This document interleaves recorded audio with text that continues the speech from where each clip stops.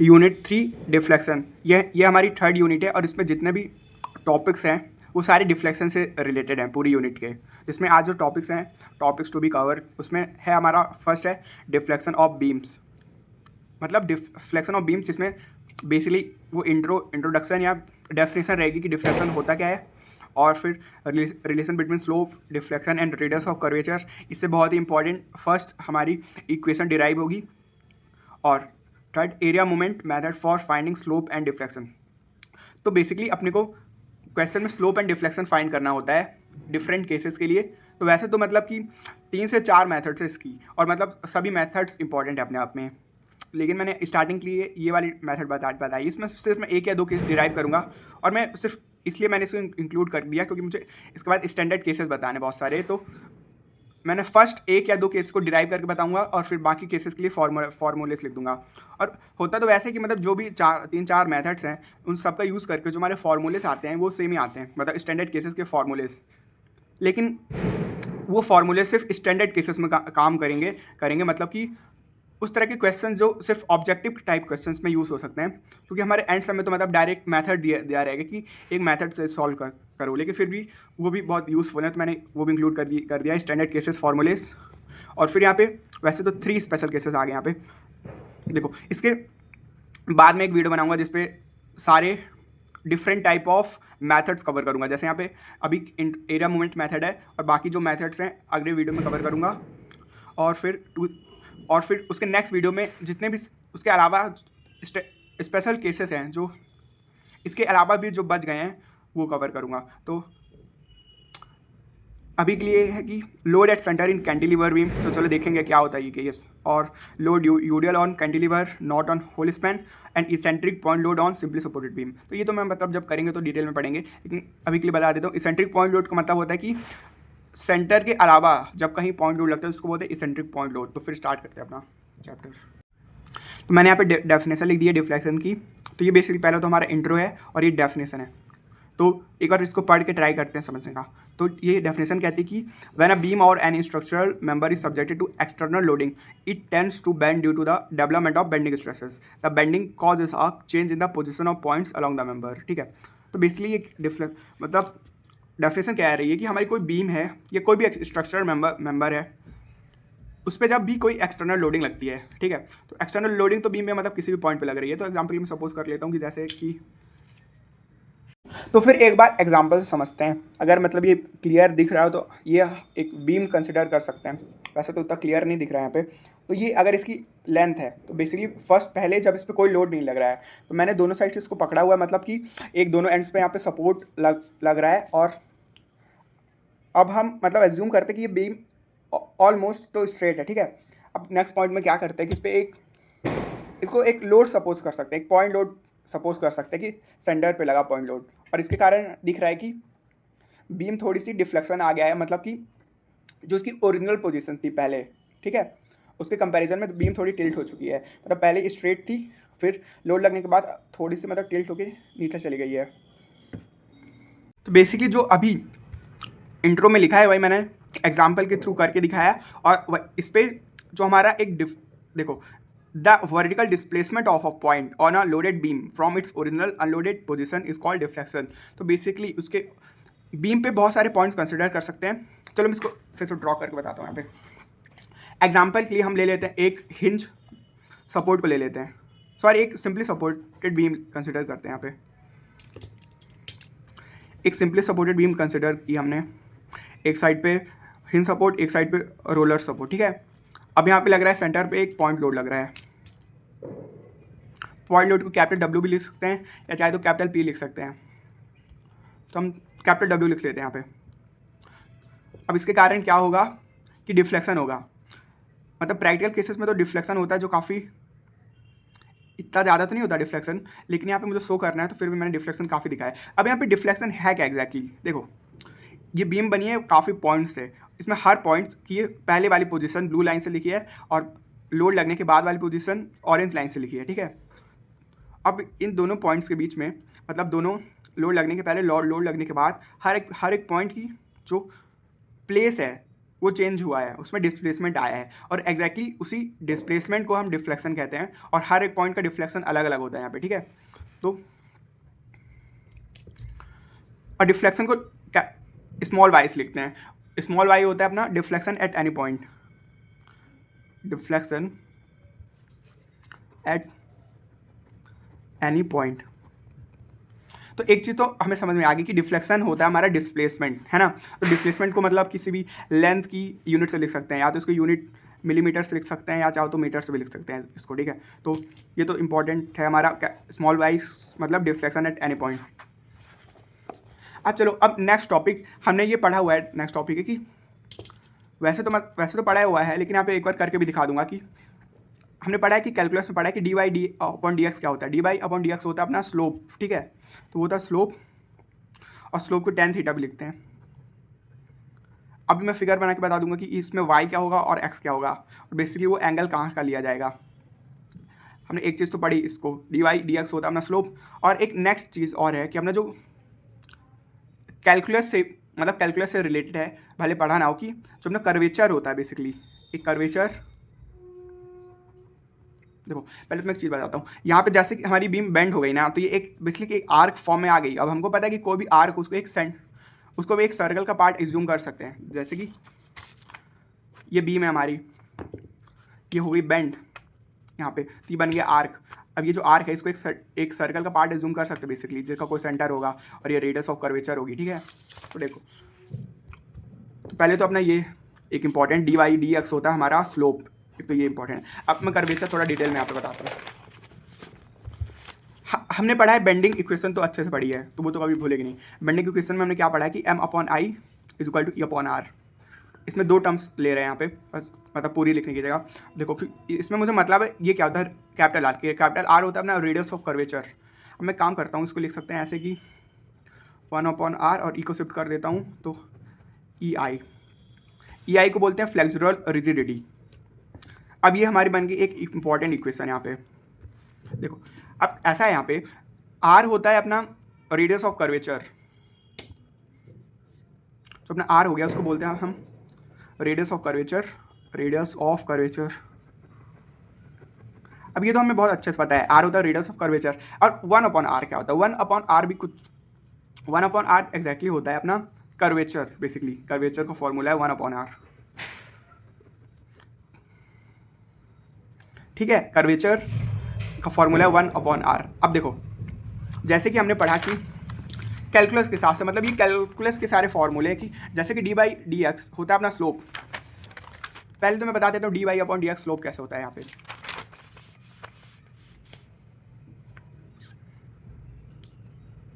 देखो, ये बेसिकली यहाँ पे टिल्ट हुआ है, तो एक पॉइंट कंसिडर कर लेते हैं यहाँ पे। फॉर एग्जांपल ये वाला पॉइंट कंसिडर करते हैं, इस पर चेंज आया और लोड लगने के बाद ये पॉइंट नीचे शिफ्ट हो गया, ठीक है। लोड कहीं पे भी लगा होगा, शिफ्ट तो मतलब सभी पॉइंट्स होंगे। अब ये डिस्टेंस को हम एक्स मान लेते हैं इस साइड से ए से, और ये जो डिफ्लेक्शन को तो वाई से लिखते ही हैं। अब जो सपोर्ट के बाद एंगल बन रहा है उसको थीटा कंसिडर कर लेते हैं। अब टैन थीटा क्या होगा, टैन थीटा हो जाएगा परपेंडिकुलर, मतलब सामने वाला डिस्टेंस अपॉन एक्स, तो वाई अपॉन एक्स, क्योंकि ये जो डिस्टेंसेस है d Y upon D x काफ़ी बहुत ही स्मॉल होते हैं रियल लाइफ में, तो इसको स्मॉल डी और स्मॉल एक्स से लिख सकते हैं। और ये होता है टैन थीटा के इक्वल। तो वही एग्जैक्टली चीज़ मैंने यहाँ पे लिख दी कि D Y upon D x is equal to slope is equal to tan theta. अब स्लोप भी डिफ्लेक्शन के मतलब किसी भी पॉइंट्स में स्लोप बन सकता है, वो तो डिपेंड करता है कि किस पॉइंट में पूछा है। अब कर्वेचर का भी एक फॉर्मूला होता है, कर्वेचर का फॉर्मूला होता है कैलकुलस के हिसाब से d double differentiation of y with respect to x. मतलब जो अपना स्लोप है ना, उसका एक बार फिर से डिफ्रेंसिएशन कर देंगे, तुम्हारा आ जाएगा डिफ्लेक्शन का फॉर्मूला, सॉरी कर्वेचर का फॉर्मूला। तो चलो हमने अभी पढ़ लिया, अपना डिफ्लेक्शन पता कर लिया। यहाँ पे y मतलब होता है deflection, d y d upon D x होता है अपना स्लोप, और 1 upon R that is curvature होता है double differentiation of y with respect to x। अब हम नेक्स्ट चीज़ पढ़ते हैं। यहाँ पे देखो, यहाँ पे हमको कुछ दिख रहा है, जैसे कि 1 upon R is equal to M upon E I and 1 upon R is equal to d square upon जो भी हो, चलो double differentiation of y with respect to x। अब इसको इक्वेट कर देते हैं यहाँ पे एक रीजन के लिए, इसको मतलब हमने इक्वेशन बनाई है, अब इसको इक्वेट करेंगे तो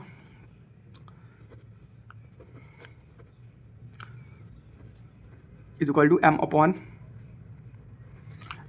अब मैं यहाँ पे करना क्या चाहता हूँ कि एम होता है हमारा बेंडिंग मोमेंट, ठीक है। अब मुझे बेंडिंग मोमेंट के रिस्पेक्ट में लिखना है, क्योंकि जो हमारा डिफ्लेक्शन आया उसका एक रीज़न ही है बेंडिंग मोमेंट के कारण हमारा डिफ्लेक्शन हुआ है। बेसिकली डिफ्लेक्शन मतलब डिस्प्लेसमेंट हुआ है पॉइंट्स में, उसका रीज़न ही है बेंडिंग मोमेंट। तो एम ई आई उधर शिफ्ट हो जाएगा तो हो जाएगा ये बन जाएगा अपना ई आई और D square by upon D x square. अब ये बहुत इंपॉर्टेंट फार्मूला आ गया हमारा। ये बेंडिंग मोमेंट को हमने ये कर्वेचर के फॉर्मूले में इक्वेट किया है और ई आई भी मतलब ई आई भी जिसमें है। तो अब देखो, वैसे तो मैंने स्लोप क्या बोलते S F D and B M D अभी कवर नहीं किया, लेकिन फिर भी ये बेसिक चीज़ में मतलब मैंने पहले भी बता दी थी कि अपना जो रिलेशन बताया था कि अपना जो एक तो होता है हमारा ओमेगा, एक होता है अपना ओमेगा मतलब होता है लोड इंटेंसिटी, कैपिटल बी मतलब shear force and capital M मतलब बेंडिंग मोमेंट। ये चीज़ तो हमने अच्छे से पढ़ी है अभी तक। और इन सब के बीच में एक रिलेशन है। बेसिकली अपना डिफ्रेंसिएशन करो बेंडिंग मोमेंट का विथ रिस्पेक्ट टू एक्स तो हम आ जाता है हमारा शियर फोर्स, और डिफ्रेंसिएशन करो शियर फोर्स का विथ रिस्पेक्ट टू एक्स तो आ जाता है हमारा लोड इंटेंसिटी। वही चीज़ मैं यहाँ पे लिख देता हूँ फिर से, differentiation of bending moment with respect to x is equal to shear force and differentiation of shear force with respect to x is equal to the omega that is bending moment। अब मैंने ये क्यों लिखी, ये तो हमने equation पढ़ ली है। बेसिकली मैंने इसलिए लिखी है, इससे हमें समझ में आया कि जो अपना बेंडिंग मोमेंट होता है इसका एक बार डिफ्रेंसिएशन कर दो विथ रिस्पेक्ट टू एक्स तो हमारा आ जाता है शियर फोर्स, और जो शियर फोर्स होगा तो उसका दोबारा जो हमारी वैल्यू आई है उसका दोबारा डिफ्रेंसिएशन कर दो तो हमारा आ जाएगा लोड इंटेंसिटी। तो बस हमें पता है कि अपना बेंडिंग मोमेंट क्या है, इसका एक बार डिफ्रेंसिएशन करते हैं तो हमारा शियर फोर्स की वैल्यू आ जाएगी। हम तो यहाँ पे लिख लिए इसका एक बार डिफ्रेंसिएशन करेंगे d M with respect to x, तो इसका ई आई तो कांस्टेंट है वो बाहर आ जाएगा, और अपना डिफ्रेंसिएशन मतलब यहाँ पे 3 आ जाएगा, और 3 बार डिफ्रेंसिएशन हो चुका मतलब इसका। अब एक बार और डिफ्रेंसिएशन करते हैं। अब हमारा वी आ गया यहाँ पे, ठीक है। तो इस फॉर्मूले के हिसाब से अगर शियर फोर्स का डिफ्रेंसिएशन करेंगे एक बार और तो हमारा लोड इंटेंसिटी आ जाएगा। तो एक बार फिर से इसका डिफ्रेंसिएशन कर लेते हैं, कांस्टेंट बाहर d to power 4 y upon D x to power 4, ठीक है। हमारे ये इंपॉर्टेंट फॉर्मूले आगे जो कि एंड सेम के क्वेश्चन में यूज़ नहीं होंगे कहीं पे भी, लेकिन बाकी ऑब्जेक्टिव एग्जाम्स जहाँ पे ऑब्जेक्टिव क्वेश्चन हो तो उसमें यूज़ हो सकते हैं। अब हाँ, ये वाला फॉर्मूला तो बहुत इंपॉर्टेंट है, क्योंकि जो जितने भी मेथड्स हैं ना सभी इसी फॉर्मूले से, मतलब इस फॉर्मूले का यूज़ सभी मेथड्स में होगा ऑलमोस्ट। तो वैसे मैंने साथ स्लोप तो बहुत बेसिक चीज़ होती है तो स्लोप बताया नहीं, बस उसको मतलब फॉर्मूला बता दिया। स्लोप क्या होता है यार, जो भी कोई कर्व हो तो उसमें कोई भी पॉइंट कंसिडर कर सकते हैं और उससे एक टेंजेंट पास होगी, ठीक है। तो यहाँ पे एक रेफरेंस के लिए एक्सेस लेते हैं, सपोज करिए ये हमारी पहले वाली बीम थी तो उससे एंगल निकालेंगे ना, तो वही होता है हमारा स्लोप इक्वल होता है। हाँ, और एक चीज़ और बता देता हूँ कि हमारा स्लोप, चलिए ये बात बता दूंगा मतलब डिराइव करते। अब स्टार्ट करते हैं अपना एरिया मोमेंट मेथड। बेसिकली तो मेरा वैसे तो गोल था इस वीडियो में बताने के लिए अपने को स्टैंडर्ड फार्मूले केसेस के लिए फार्मूलेज बताने थे, तो मैं डायरेक्ट तो मतलब सभी के लिए फार्मूलेज बताने से पहले मैंने सोचा कि एक दो मतलब डिराइव करके बता देता हूँ, तो अच्छे से अच्छा मतलब एक आइडिया हो जाएगा कि किस तरह से आते हैं फार्मूलेज। तो मैंने जो उसके लिए एक मेथड चूज़ की है हमारी 4-5 मेथड्स में, तो एक मेथड है हमारी एरिया मोमेंट मेथड। तो मैंने इसको इसलिए अलग से मतलब इस वीडियो में बता दिया है, बाकी सभी मेथड्स को एक साथ बताने की जगह इसको मैंने अलग से इंक्लूड कर दिया इस लेक्चर में। तो area moment method for finding slope and deflection start करते हैं। फिर मैंने स्लोप बताते समय एक काम मतलब इसको डायरेक्ट यहाँ पे थीटा तो बना दिया, लेकिन क्योंकि हम सपोर्ट में स्लोप निकाल रहे हैं तो सपोर्ट से एक टेंजेंट ड्रॉ करनी चाहिए, तो मैंने पिछली बार नहीं बताई थी, मैंने वही सेम चीज़ अलग से यहाँ पे बता दी, इसकी ज़रूरत नहीं थी मतलब।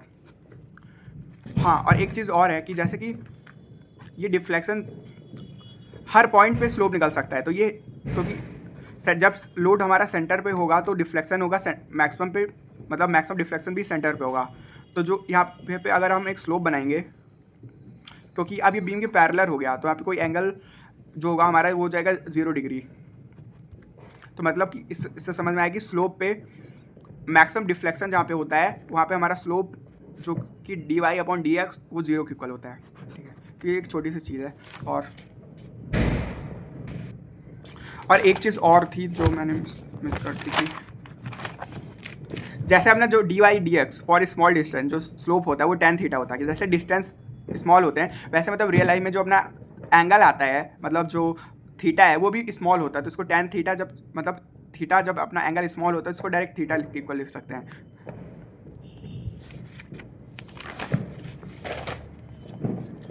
ठीक है,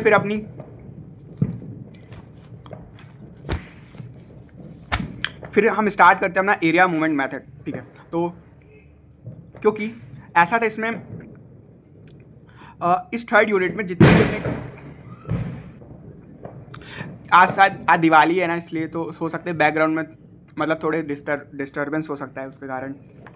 हाँ, तो मैं कह रहा था क्योंकि अपना यूनिट 3 में मैंने जब PYQs देखे तो उस पर यूनिट 3 में हमको तो मतलब डिफरेंट टाइप्स ऑफ मेथड्स तो पढ़नी थी थ्योरी पढ़ते टाइम भी, लेकिन क्योंकि हमारे जो ज़्यादातर PYQ हैं उसमें हमको मतलब डायरेक्ट मतलब थ्योरी क्वेश्चंस में यही हमें डायरेक्ट मेथड ही एक्सप्लेन करने के लिए बोलिए डिफरेंट टाइप, तो मैंने उसको डायरेक्ट उसको ही PYQ में इंक्लूड कर लिया है। मतलब सिर्फ इस यूनिट के लिए PYQ और अपनी जो मतलब कंसेप्ट होगा वो सारी मतलब एक ही वीडियो में मतलब ट्राई कवर करूँगा सिर्फ इस यूनिट के लिए।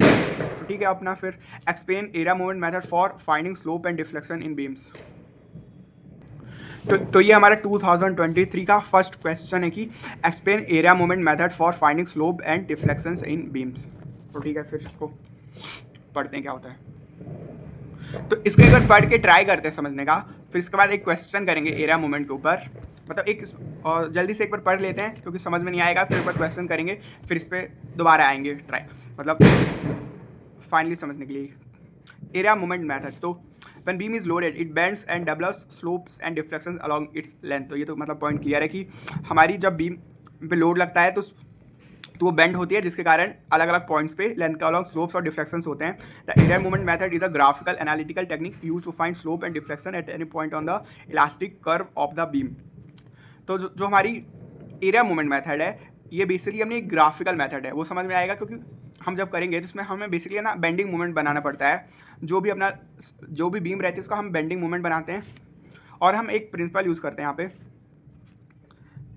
पहले तो इस प्रिंसिपल से मतलब डेरिवेशन क्या है कि बेसिक प्रिंसिपल है कि ये तो हो गई हमारी method of differentiation equation of the elastic curve, जो हम पढ़ चुके हैं differentiation equation of the elastic curve.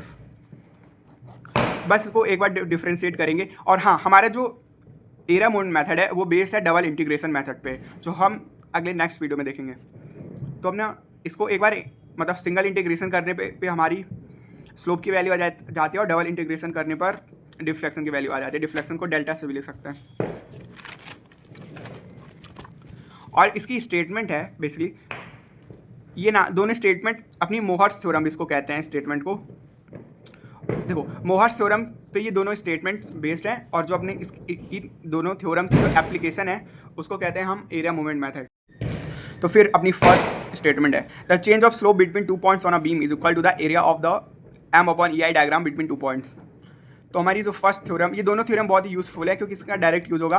First theorem कहती है कि बेसिकली हमको जो भी बीम दी हुई हो हम पहले तो उसका क्या करेंगे कि एक बेंडिंग मूवमेंट डायग्राम बनाएंगे, फिर उस डायग्राम मतलब M/EI का डायग्राम बनाएंगे उसके बाद। और इसका मतलब M/EI का डायग्राम हमको बनाना नहीं पड़ता, बस अपना जो मूवमेंट होता है उस दोनों को E/I से डिवाइड कर देते हैं सिर्फ रिप्रेजेंट करने के लिए।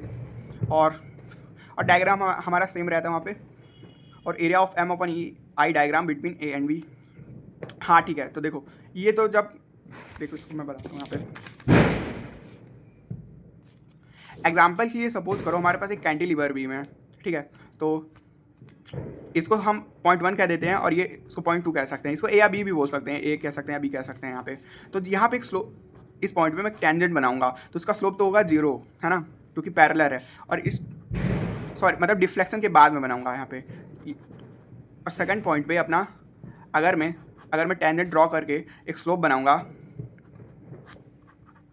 तो इसकी ये तो 0 नहीं होगा, इसकी कोई वैल्यू आएगी। तो theta B minus theta A करेंगे तो हमारा वही आ जाएगा थीटा, और थीटा हो जाएगा अपना स्लोप। और कौन सा slope? Maximum slope at the supports, क्योंकि मैक्सिमम स्लोप जो होता है हमारा सपोर्ट्स पे आता है। मैंने थोड़ा अपोजिट बोल दिया। असल में कैंटिलीवर बीम पे हमारा जो मैक्सिमम स्लोप होता है वो फ्री एंड पे आता है। तो ये थीटा भी तो मतलब फ्री एंड के लिए ना। तो ये हो जाएगा हमारा बेसिकली फर्स्ट थ्योरम। अब सेकंड थ्योरम क्या कहता है कि the deflection of point B with respect to tangent at point A is equal to the moment of area of M/EI diagram between A and B about point B. तो ठीक है, ये मुझे पता है उतना समझ नहीं आया होगा। जब हम इसके ऊपर क्वेश्चन करेंगे तो ये मतलब और डिटेल में समझ आ जाएगा। सेकंड पॉइंट हमारा,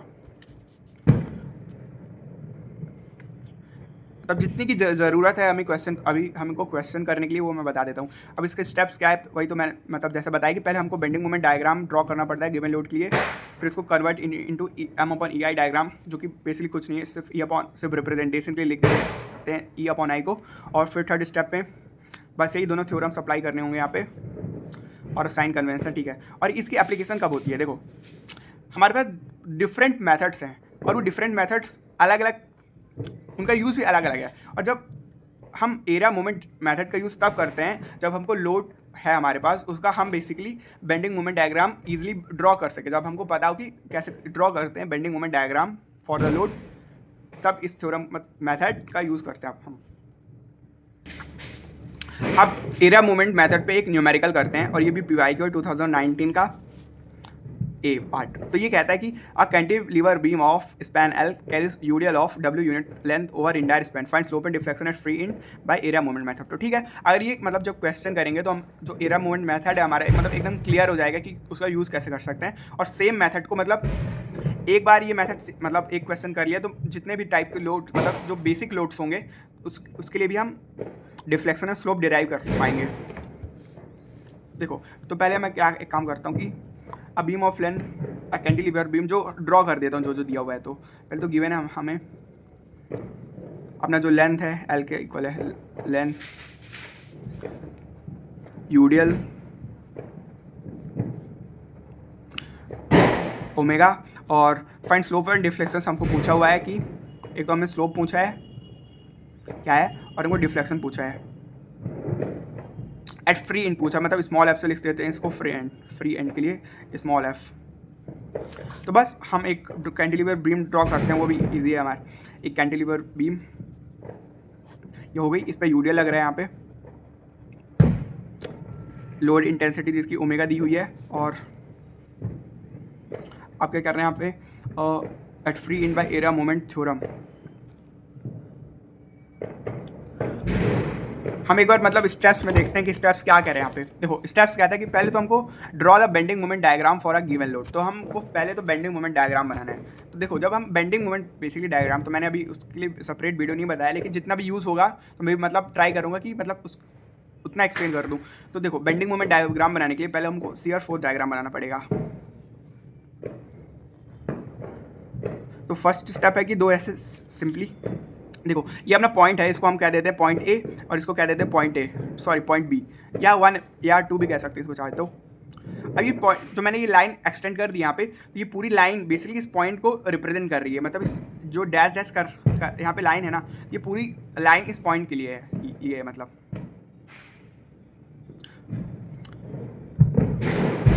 ये हो जाएगा हमारा शियर फोर्स डायग्राम। यहाँ पे बनाएंगे शियर फोर्स डायग्राम, और एक लाइन यहाँ पे नीचे bending moment diagram. Bending moment को हम लिखते हैं कैपिटल एम से, पता होगा तो मैं डायरेक्ट कैपिटल एम लिख देता हूँ वहाँ पे। अब देखो शियर फोर्स सबसे पहला स्टेप है कि हमको रिएक्शन निकालनी पड़ेगी। तो मतलब इसको मैं इसको फिर से बता देता हूँ साइड में कि जब हमारा एक यूडियल लगता है तो यूडियल को हम एक पॉइंट लोड से रिप्रेजेंट करते हैं। इसको मान लो स्मॉल w दिया हुआ है, और ये स्मॉल w तो हमारा जो पॉइंट लोड हो जाएगा, ये अगर लेंथ l है तो w इंटू एल के बराबर पॉइंट लोड हो जाएगा। और फिर इसका रिएक्शन लगेगा जस्ट ये डाउनवर्ड्स स्मॉल w या ओमेगा w l लग रहा है, अपवर्ड्स भी ओमेगा w l के बराबर रिएक्शन जनरेट होगा यहाँ पे। हाँ ये तो रिएक्शन हो गया। अब सेकंड चीज़ है बेंडिंग मोमेंट देखते हैं।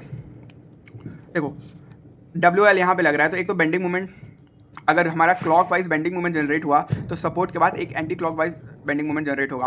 अब क्योंकि ये डिस्टेंस L/2 है, तो ये जो अपना एंटी क्लॉकवाइज बेंडिंग मोमेंट है इसकी वैल्यू हो जाएगी L/2 इंटू ये जो लोड लग रहा है अपना सेंटर पे WL, तो हो जाएगा WL²/2। इसलिए मैं इसको वहीं पे उसी सेम चीज़ को यहाँ पे बना देता हूँ, डायरेक्ट रिएक्शन ड्रॉ कर देता हूँ कि WL और ये एंटी क्लॉकवाइज यहाँ पे जनरेट हो रहा है वो है WL²/2।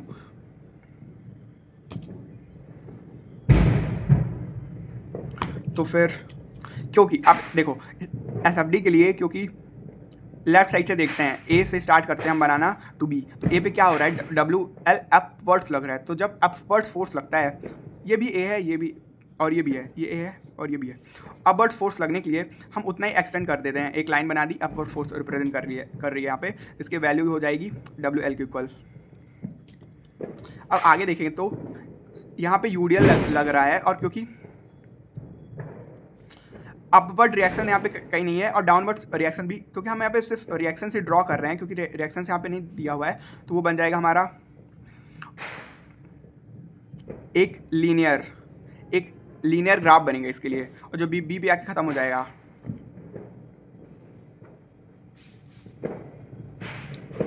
मैं काम करता हूँ इसको पेंसिल से साइड में, मतलब कंप्लीटली बता देता हूँ कि कैसे होगा। देखो, एक तो हो गया हमारा स्मॉल डब्ल्यू रिप्रेजेंट करता है load intensity, shear force and bending moment. जब हमको पता है कि differentiation of V with respect to X होता है अपना स्मॉल डब्ल्यू। अब क्योंकि जैसे कि D Y upon D x होता है स्लोप ऑफ वाई, उसी तरह D V upon D X हो जाएगा स्लोप ऑफ वी। तो यहाँ पे हम स्लोप ऑफ वी मतलब स्लोप ऑफ शियर फोर्स, तो हम यहाँ पे शियर फोर्स डायग्राम ही बना रहे हैं। तो ये हमारा शियर फोर्स का स्लोप मतलब ग्राफ है। तो इसका स्लोप, क्योंकि ये डिपेंड कर रहा है अपना लोड इंटेंसिटी पे। अब लोड इंटेंसिटी जो हमारा लोड है, ये है एक constant load, uniformly distributed load, जो कि कांस्टेंट लोड है अलोंग द बीम, और ये लग रहा है बेसिकली डाउनवर्ड्स लग रहा है एक तरह से देखा जाए तो, है ना। तो इससे हमें पता चल गया कि हमारा जो स्लोप होगा वो भी डाउनवर्ड्स होगा और कांस्टेंट होगा। सॉरी कांस्टेंट नहीं होगा। अब एक रिलेशन में और बता देता हूँ। देखो, ये रिलेशन कहता है कि जब हमारा लोड इंटेंसिटी होता है अपना कांस्टेंट, तो हमारा शियर फोर्स हो जाता है लीनियर एंड, और हमारा जो बेंडिंग मोमेंट होता है उसका ग्राफ बनता है पैराबोलिक। ठीक है, तो इससे मुझे अपना, क्योंकि जो हमारा लोड है वो कांस्टेंट है और डाउनवर्ड्स है, तो स्लोप भी हमारा डिक्रीज हो रहा है डाउनवर्ड्स के कारण, मतलब डिक्रीज हो रहा है, और स्लोप हमारा लीनियर बन रहा है। अब बेंडिंग मोमेंट डायग्राम बनाते हैं यहाँ पे।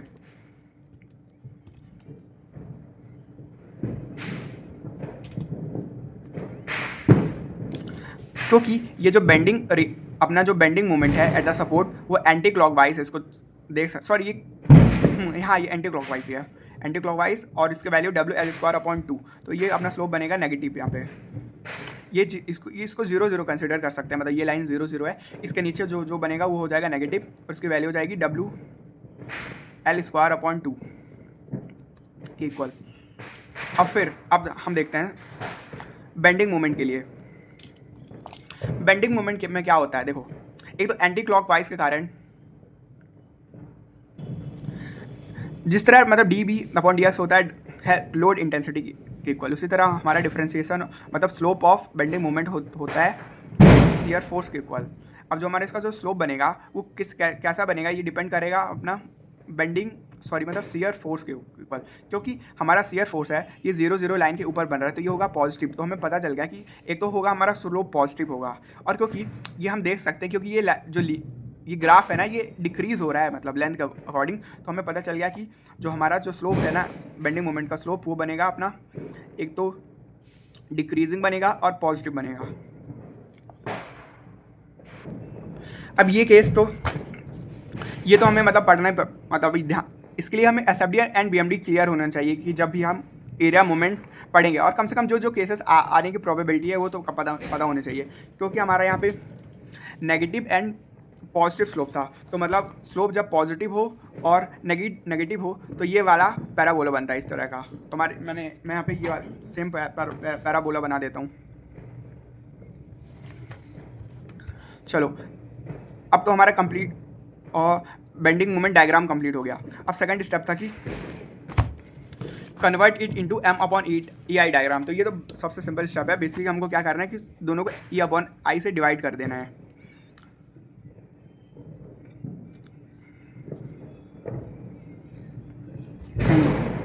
यहाँ पे करने की जरूरत नहीं है क्योंकि ये तो अपनी लेंथ या एल्टीट्यूड है। अब नेक्स्ट स्टेप है कि calculate area of M/EI diagram is equal to gives change in slope. तो ठीक है, अब अपना फाइनल स्टेप में हमको एरिया कैलकुलेट करना है अपना M/EI डायग्राम का। तो इसका एरिया हो जाएगा यहाँ पे लिख देते हैं कि वी नो, क्योंकि हम एरिया मोमेंट मेथड से कर रहे हैं bye area moment method.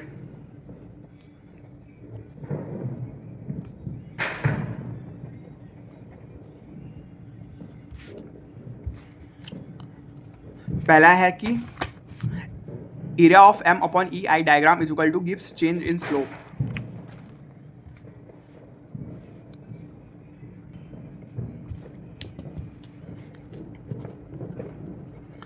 Area of M upon E I diagram, area को कैपिटल ए से लिख देते हैं यहाँ पे, is equal to gives change in slope. तो चेंज इन स्लोप को यहाँ पे लिखेंगे theta B minus theta A, जो कि इक्वल हो जाएगा हमारा change in slope at the free end equal. अब मैं एक चीज़ यहाँ पे और लिख देता हूँ कि देखो, हमने फर्स्ट जो इक्वेशन पढ़ी थी वो होती है कि उसको कहते हैं the method is derive from the double integration method of the differential equation of the elastic curve. ठीक है, इसको बोलते हैं differential equation of the elastic curve, हमने पढ़ी है। उसका यहाँ पे एक बार मतलब सिंगल डिफरेंशिएशन करेंगे तो हमारा स्लोप आ जाएगा, और फर्स्ट सिंगल इंटीग्रेशन करेंगे तो स्लोप आ जाएगा, और डबल इंटीग्रेशन करेंगे तो हमारा डिफ्लेक्शन आ जाएगा।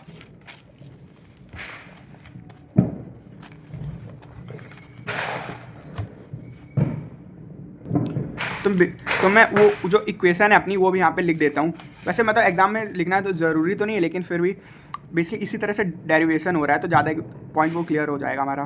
तो मैंने सिंगल डिफरेंशिएशन कर दिया हमारी जो इक्वेशन है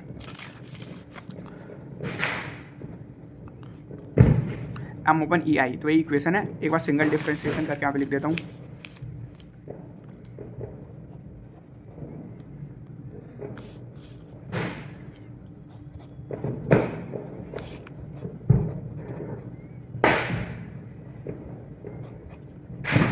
और ये हो कहाँ से रहा है, ए टू बी हो रहा है, तो A to B and A to B, ठीक है। और ये हो जाएगा हमारा basically area of M upon E I diagram के इक्वल। अब इसका एरिया क्या होगा, इसका पता है क्या होता है, ये हमारा पैराबोला और ये रेक्टेंगल के अंदर, और पैराबोला बेसिकली हमारा इस तरह से पैराबोला बना हुआ है।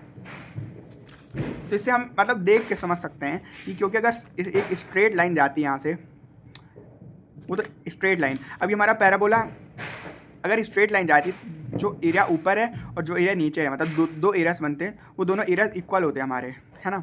लेकिन क्योंकि अब पैराबोला इस तरह से कुछ बन रहा है तो मैं समझ में आ गया कि जो ये वाला एरिया है ना बेसिकली कम होगा, ठीक है। तो एज कंपेयर टू ये वाला जो हमारा नीचे वाला एरिया उसके, तो वो हमें मतलब देख के समझ में आ रहा है कि क्यों ऐसा है, ये वाला एरिया कम होगा इसके कंपैरिजन में। तो अब इसका एक फार्मूला होता है, तो ये हमारा स्मॉलर एरिया होता है, ये होता है 1/3 total area of the rectangle L into B, और ये जो बड़ा वाला एरिया होता है तो ज़्यादा वाला ये होता है 2/3 ब्रेथ इंटू लेंथ। तो हमको यहाँ पे लेंथ पता है क्योंकि लेंथ है कैपिटल एल, और यहाँ से हमको पता चल गई इसकी लेंथ पता है इसकी, और हाँ इसकी ब्रेथ या एल्टीट्यूड कह सकते हैं, एल्टीट्यूड पता है WL²/2। मैंने इसको तो फालतू में इरेज कर दी। तो ठीक है, बस हमको अब एरिया बस निकालना है, हमारा मतलब स्लोप आ जाएगा। तो एरिया इसका एरिया के फॉर्मूले से 2/3 इंटू जो हमारी ब्रेथ है WL²/2 इक्वल WL²/2, और जो हमारी लेंथ है वो कैपिटल कैपिटल एल या एल ही, तो क्या जाएगा अपना WL²/3। अब बेसिक WL²/3 तो हमारा फर्स्ट केस में जो रिएक्शन मोमेंट आया था, ठीक है। तो मैंने इसके बाद इसको E/I से डिवाइड करना था, तो मैंने यहाँ पे तो सही किया, यहाँ पे मतलब पहले सही किया था, मैं इरेज नहीं करना था। तो ये इन दोनों को इरेज कर मतलब E/E से दोनों को डिवाइड कर दिया, मतलब ये दोनों सेम ही है क्योंकि बेंडिंग, ये हमारी बेंडिंग मोमेंट की वैल्यू है बेसिकली, ये दी हुई है यहाँ पे। तो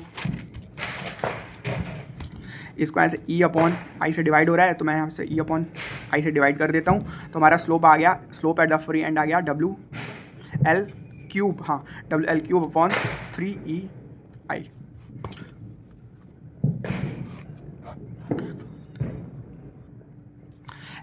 असल में यहाँ पे मतलब दिवाली के कारण थोड़ा डिस्टर्बेंस हो रहा है, इसलिए मतलब भी मतलब कन्फ्यूज़न हो जा रहा है लिखने में, इसलिए मैं थोड़ी यहाँ पे गलती कर रहा हूँ। तो मैं सारी गलती एक सही बता देता हूँ। वैसे तो मैंने ये सही चीज़ बताई है कि यहाँ पे हम क्योंकि ऊपर वाला एरिया ले रहे हैं, क्योंकि ये इसका फॉर्मूला 1/3 × LV होता है। मैंने ये मतलब इसके लिए ये वाला फॉर्मूला अप्लाई कर दिया यहाँ पे, तो ये हो जाएगा हमारा 1/3। तो ये तो कटेगा नहीं फिर, तो आंसर आ जाएगा हमारा 3 × 2 और 6 लास्ट में।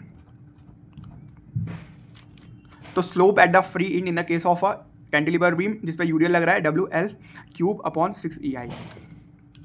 और उसी तरह से हम कर सकते हैं। अब सेकंड चीज़ है कि moment of that area about a point is equal to, ये डिफ्लेक्शन आता है। अब moment of that area about point को हम एरिया मोमेंट भी कहते हैं। अब एरिया मोमेंट होता क्या है बेसिकली, हाँ मतलब मेथड जो हम पढ़े हुए वो एरिया मोमेंट ही है। एरिया मोमेंट होता है बेसिकली, सपोज करो हमारे पास कोई एरिया है, उसको एरिया को ए कह देते हैं। अब इस एरिया का हमें मोमेंट निकालना है किसी दूसरे पॉइंट पे, पॉइंट पी जो कि इसके एरिया के सेंट्रॉइड से ऐसा डिस्टेंस, एक डिस्टेंस पर है, उस डिस्टेंस को कुछ भी कह सकते हैं, एक्स कह दो।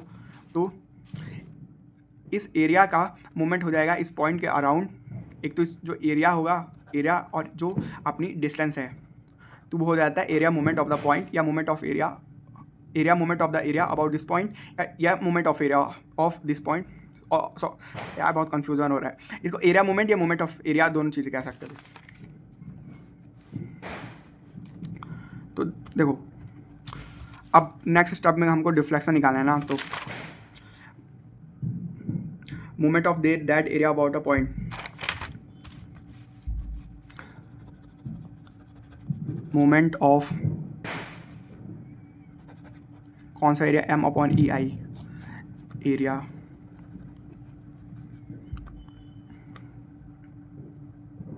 इसके डायग्राम का जो एरिया है अबाउट पॉइंट बी, ये आ जाएगा अपना डिफ्लेक्शन के इक्वल।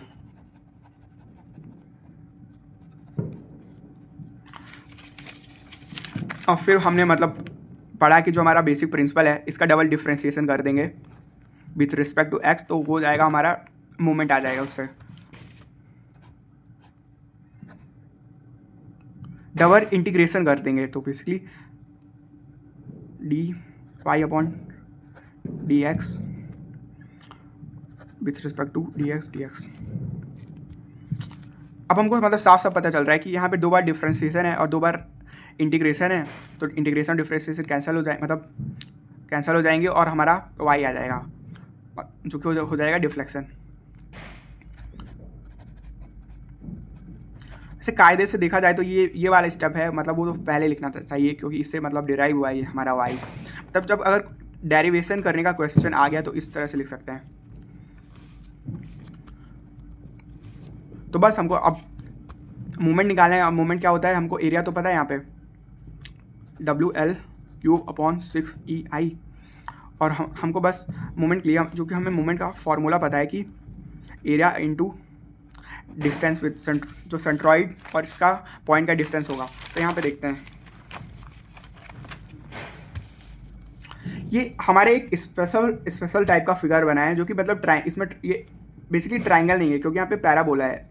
तो इसका जो हमें सेंट्रॉइड फाइंड करना है, देखो, और सेंट्रॉइड का डिस्टेंस फाइंड करेंगे पॉइंट बी से, और क्योंकि ये पूरी लाइन जो है हमारी पॉइंट बी को रिप्रेजेंट कर रही है तो हमारे एक डिस्टेंस है और यहाँ पे कहीं सेंट्रॉइड फाइंड करना होगा। तो इसका सेंट्रॉइड होता है बेसिकली अपना जो फिक्स्ड साइट है, मतलब जो मैक्सिमम वाला है यहाँ पे एल्टीट्यूड है ना, उससे L/4 के डिस्टेंस पे होता है। L/4 के डिस्टेंस पे, तो ये हो जाएगा हमारा जो डिस्टेंस है हो जाएगा 3L/4।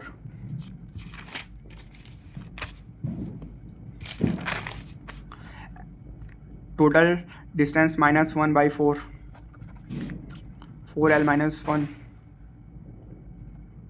1 -L, 3L/4, 3L/4, 1 2 WL⁴ 8EI। तो फाइनली हमारा जो डिफ्लेक्शन एट फ्री एंड आ गया WL⁴/8EI।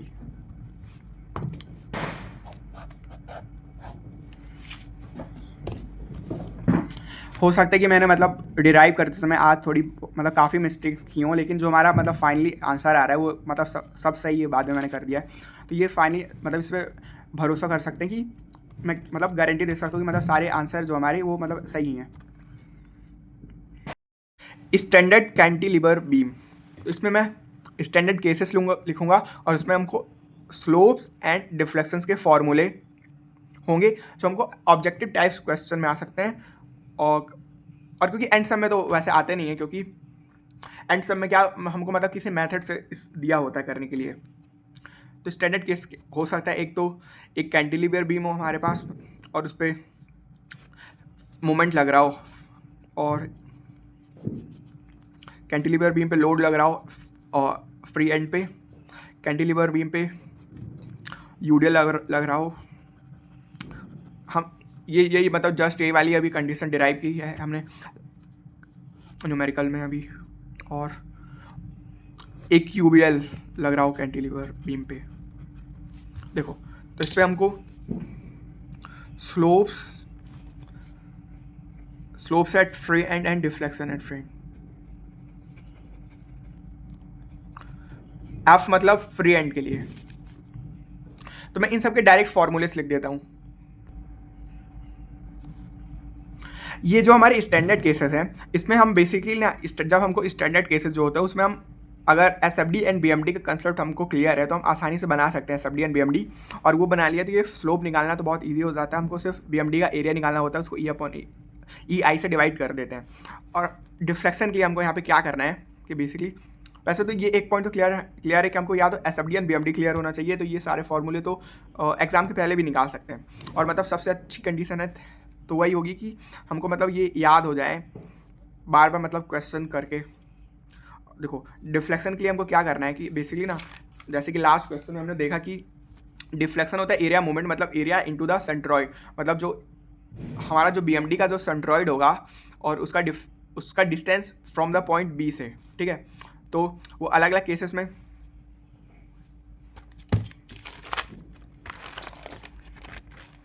जैसे कि मैंने यूडीएल के लिए डिस्कस किया था यहाँ पे, तो ये जो डिस्टेंस है हमारा ये आया 3L/4 आया था, है ना, ये वाला distance centroid from one and से 3/4 इसी, और फिर इसका हमने एरिया से इंटू किया यहाँ पे, तो हमारा डिफ्लेक्शन आ गया। तो बस वही चीज़ यहाँ पे करनी है। और एक अच्छी बात है कि यूडीएल के हमने पढ़ा जैसे कि 3L/4 होता है, और इसी पैटर्न में हम सेम ईजिली मतलब याद कर सकते हैं 1/2 इंटू एल, 2/3 इंटू एल और 4/5 इंटू एल।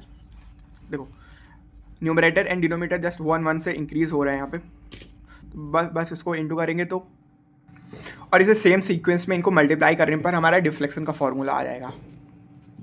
और उसी तरह मैंने standard cases for simply supported beam भी लिख दिया यहाँ पे। तो हम जब हमारा पॉइंट लोड लगेगा तो बेसिकली हमको डिफ्लेक्शन आएगा, और उसी तरह यूडल पे भी डिफ्लेक्शन आएगा। और डिफ्लेक्शन यहाँ पे मैक्सिमम होता है अपना सिंपली सपोर्टेड केस बीम के केस पे, सेंटर पे डिफ्लेक्शन मैक्सिमम होता है। और ये फॉर्मूला भी सेंटर के लिए है, मतलब इन दोनों केसेस में जहाँ पे मैक्सिमम डिफ्लेक्शन और स्लोप्स आएंगे उनके लिए लिखा है। और स्लोप यहाँ पे सपोर्ट, जो ये सपोर्ट के लिए स्लोप लिखा है, और दोनों सपोर्ट मतलब दोनों साइड तो इक्वल ही होंगे क्योंकि सिमेट्री के कारण दोनों जो अपने स्लोप्स हैं theta S and theta S, मतलब स्लोप एट सपोर्ट। और ये हमारा जो ये L/3 जो बेसिकली हमारा एक सेंट्रॉइड से डिस्टेंस है एक तरह से, तो ये याद करना, ये अपना जो रेशियो कह सकते हैं, ये मतलब इंपॉर्टेंट है एक तरह से। अब कुछ स्पेशल केसेस देख लेते हैं। पहला तो है eccentric point load on simply supported beam. Eccentric होता है मतलब अभी तो हमने सेंटर, ये जो हमने जैसे कि ये फॉर्मूला पढ़ा कि लोड यहाँ पे लग रहा है सेंटर पे, लेकिन अगर सेंटर के अलावा कहीं पर लोड लगे तो उसके लिए जो भी मैक्सिमम डिफ्लेक्शन या स्लोप होगा तो वो कैसे फाइंड करेंगे। तो इस पर ना हमको मतलब एंड सेमेस्टर में भी एक डायरेक्ट क्वेश्चन दिया है, तो पहले हम इसका फॉर्मूला यहाँ पे लिख लेते हैं और उसके बाद वो क्वेश्चन करेंगे। Eccentric point load on a simply supported beam, तो एक हमारी सिंपली सपोर्टेड बीम है यहाँ पे, लोड यहाँ पे सेंटर पे नहीं लग रहा है, लोड को उसको कैपिटल पी से लिख सकते हैं या चाहो तो कैपिटल डब्ल्यू से लिख सकते हैं, अभी तो मैंने कैपिटल पी से लिख दिया। तो इसको इस डिस्टेंस को ए कह देते हैं और लोड के बाद के डिस्टेंस को बी कह देते हैं। अब इसको पता नहीं ऐसा होता है कि यहाँ पे जो अपना डिफ्लेक्शन कुछ इस तरह से होता है, सेंटर पे ना होके डिफ्लेक्शन बेसिकली अपना मतलब अनसिमेट्रिक डिफ्लेक्शन होता है एक तरह से, ना तो लोड के नीचे होता है ना सेंटर पे। मतलब जरूरी नहीं कि या तो लोड के नीचे ही मैक्सिमम अपना डिफ्लेक्शन हो या सेंटर पे मैक्सिमम डिफ्लेक्शन हो। वैसे तो जब हम मैकॉलेस मेथड पढ़ेंगे तो उसके लिए जो ये मतलब इस तरह वाले के क्वेश्चंस के लिए इसको डिराइव भी कर सकते हैं, तो उसमें ये फॉर्मूला की जरूरत नहीं पड़ेगी। लेकिन क्योंकि जब सिंगल लोड दिया हो तो ऐसे केसेस सिंगल लोड के लिए मतलब एंड सेमेस्टर में 2 बार क्वेश्चन आया है, डायरेक्ट क्वेश्चन आ गया, तो इसलिए डायरेक्ट मतलब हम और इसमें मेथड स्पेसिफाई नहीं की हो तो किया है, इसलिए हम फॉर्मूला इसका देख लेते हैं। तो इस तरह से इसका कुछ डिफ्लेक्शन होगा यहाँ पे।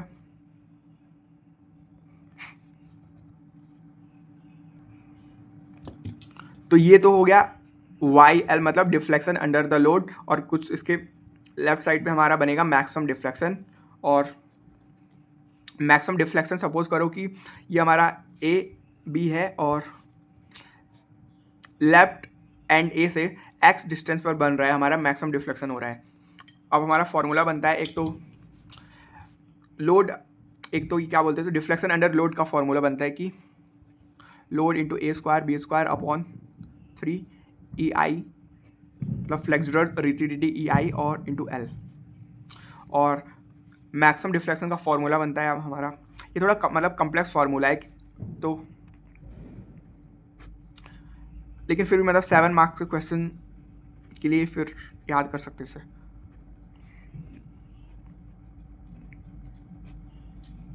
चाहे तो नहीं तो फिर तो मैकॉले मेथड आगे पढ़ेंगे तो उसमें सिर्फ एक ही क्वेश्चन से कहा ये मतलब सारी चीज़ें आ जाएंगी। मतलब किसी ये दोनों load deflection under the load and maximum deflection. और फिर हाँ, ये जो हमारा कौन से डिस्टेंस पे मैक्सिमम डिफ्लेक्शन होगा, इसको एक काम करते हैं, लिख लेते हैं एक्स और एम से लिख लेते हैं। तो मैक्सिमम डिफ्लेक्शन को इसका फॉर्मूला था L square minus B square upon 3 to power 1 - 3। अब एक फार्मूला, चलो वैसे तो ये फार्मूले यूज़फुल हैं। अगर हमको यहाँ पे निकालना है अपना स्लोप, ए में स्लोप कौन सा होगा तो उसका भी फार्मूला है यहाँ पे, load into A into B 6 E I L A plus 2b। वैसे मैंने मतलब सारे फार्मूले यहाँ पे लिख दिए हैं, पहले इतने तो यूज़ भी हो सकता है यूज़ भी ना हो, लेकिन ये दोनों हमारे एंड सम के क्वेश्चन में पूछे गए तो इन सबको हाईलाइट कर देता हूँ। एक तो हमारा डिफ्लेक्शन अंडर लोड पूछ सकता है और मैक्सिमम डिफ्लेक्शन पूछ सकता है, ये मतलब इम्पॉर्टेंट एक तरह से। और हाँ मतलब मैक्सिमम डिफ्लेक्शन की पोजीशन, और ये तो मतलब जनरली नहीं पूछता, इसको रहने देता हूँ। अब हमने जो सेम फार्मूला पढ़ा है उसके ऊपर एक न्यूमेरिकल करते हैं अपना 2024 का। ये हाँ, ये एक क्वेश्चन है कि देखो ये क्वेश्चन कहता है कि a simply supported beam of span 5 meter, एक सिंपली सपोर्टेड बीम है जिसकी लेंथ 5 मीटर है, is subjected to a concentrated load of 20 kilo newton at 3 meter from left support. ठीक है, चलो यहाँ पे मतलब सेंटर पे नहीं लग रहा है, 2.5 मीटर पे ना लग के थोड़ा आगे लग रहा है सेंटर से। Calculate the position and the value of maximum deflection. हमको एक तो मैक्सिमम डिफ्लेक्शन फाइंड करना है और सिर्फ एक तो मैक्सिमम डिफ्लेक्शन फाइंड करना है और उसकी पोजीशन फाइंड करनी है यहाँ पे।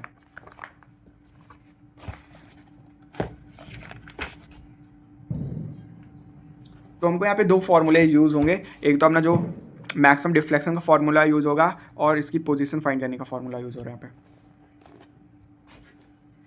पे। तो पहले जो गिवन है मैं लिख लेता हूँ यहाँ पे। हमको यहाँ पे गिवन है एक तो ऑफ स्पैन लेंथ दिया है 5 मीटर मतलब 5000 mm।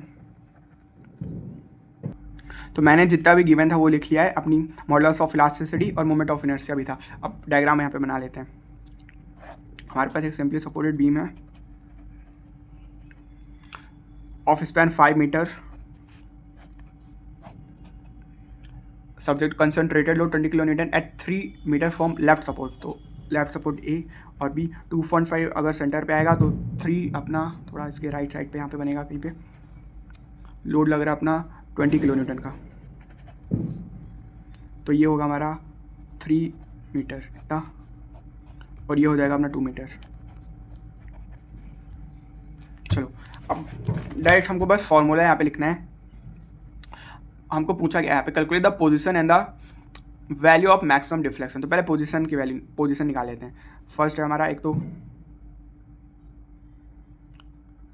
हमको पोजीशन पूछा है मैक्सिमम डिफ्लेक्शन की, और सेकंड है हमको मैक्सिमम डिफ्लेक्शन पूछा है अपना। तो फर्स्ट करते हैं अपना पोजीशन ऑफ मैक्सिमम डिफ्लेक्शन, और उसका फॉर्मूला है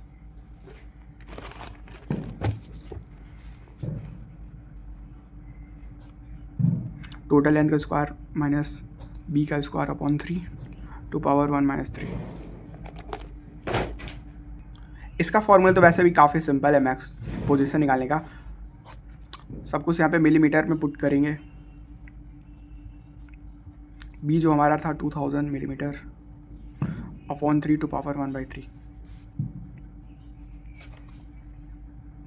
बस उसको कैलकुलेटर में लिखने के बाद हमारा आंसर आ रहा है 191.293 मिलीमीटर, या 0.1913 मीटर लिख सकते हैं। अब सेकंड पार्ट में हमको मैक्सिमम डिफ्लेक्शन फाइंड करना है। अब इसका फॉर्मूला थोड़ा सा थोड़ा नहीं काफ़ी ही ट्रिकी या बड़ा फॉर्मूला है इसका। Y M is equal to 9√3 EI into L, और L square minus A square 3/2।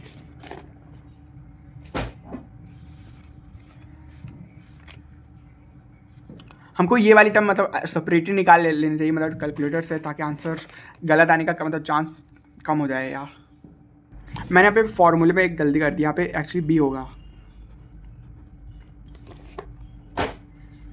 और यहाँ पे भी बी होगा। तो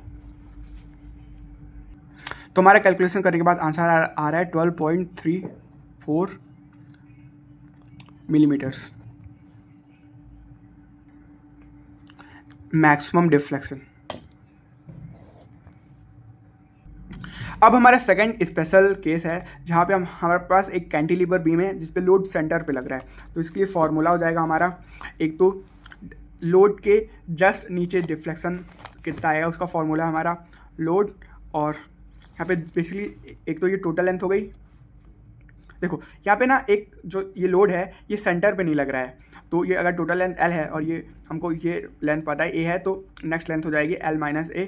और उसी तरह से हमारा डिफ्लेक्शन अंडर द लोड का फॉर्मूला हो जाएगा load into A³ upon 3EI।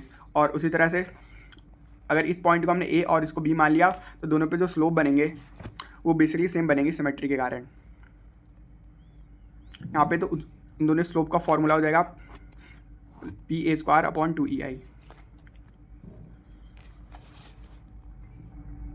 और उसी तरह से हमारे पास जब कैंटिलीवर बीम हो और उस पर जो हमारा लोड है पूरे लेंथ पे ना लगकर सिर्फ एक स्पेसिफिक लेंथ के पार्ट पे लग रहा हो, तो इसके लिए फॉर्मूला है हमारा ये जस्ट लोड जहाँ पे एंड हो रहा है उसके नीचे डिफ्लेक्शन का फॉर्मूला, और slope at the length L, जहाँ पे स्लोप ये हमारा जो लोड है वो एंड हो रहा है उस पर जस्ट नीचे स्लोप क्या होगा।